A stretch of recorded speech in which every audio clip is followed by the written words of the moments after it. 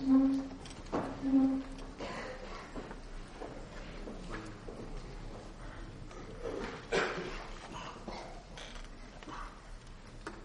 Madhav Chavan,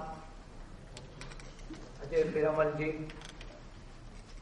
Shri Ramchandra Guha, Dr. Rukmani Banerjee, distinguished guests, friends in the audience, ladies and gentlemen. It gives me great pleasure to be present here today to release the annual Status of Education report for the year 2010. For the past 5 years, Prakhar has undertaken this annual exercise of assessing and evaluating the outcomes of education of our children across the length and breadth of the country.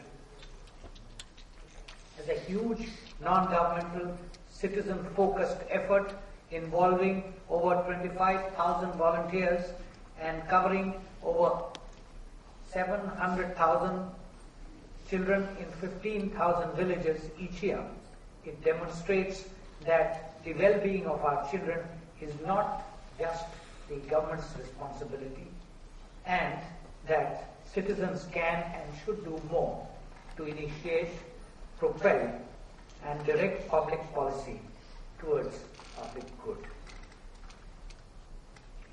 These annual reports remind us that the first requirement for good public policy is inculcation of scientific temper among the executive, the legislature, civil society, and citizenry. While the imperative for ensuring access to elementary education to citizens is well understood and is enshrined as a fundamental right, the quality agenda is still not accorded the same priority. ASER's simple, reliable, and scientific methods of sampling and assessment on a nationwide scale are important for highlighting the quality agenda in education. This is more glaring in the context of our public policy because we neither have an inbuilt evaluation culture nor adequate trained human resources in both technical knowledge and field experience to check and monitor outcomes. Ladies and gentlemen, a few questions do come to mind. 1. Why is quality central to all education? 2. What is its role in the classroom or in any other learning environment? And 3. If we do not tolerate a large gap between expectation and delivery in domain of economy, society, and polity, how should we approach a significant performance gap in education?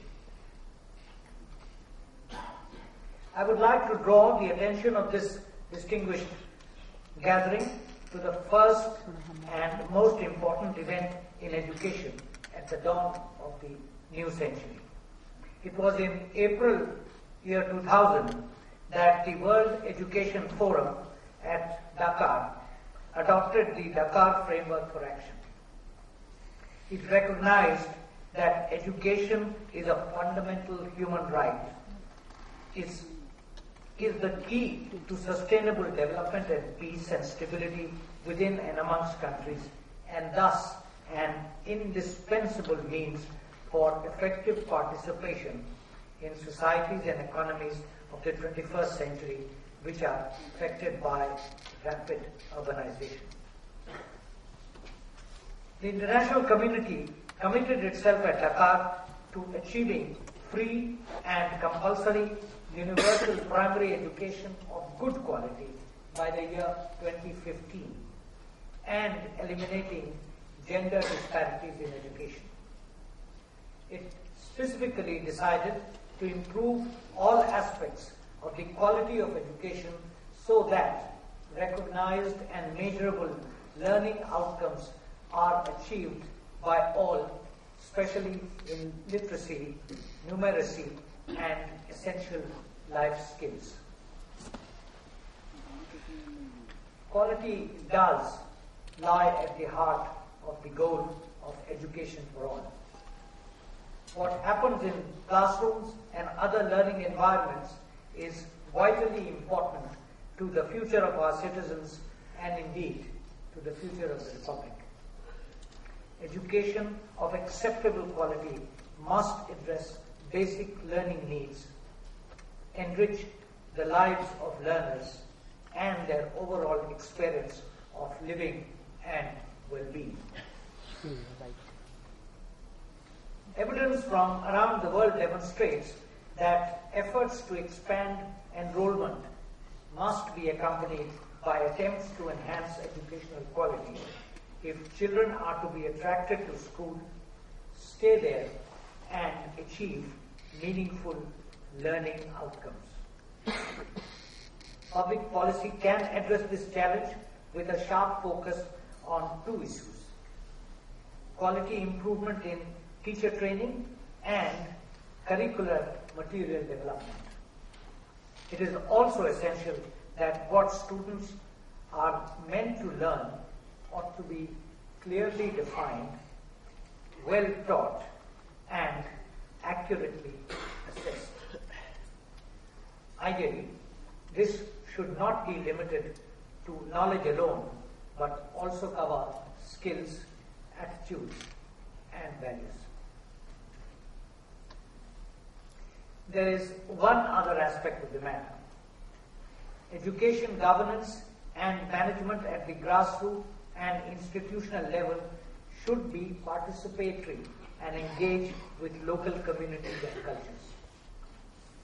We have made a positive beginning with the Right of Children to Free and Compulsory Education Act 2009.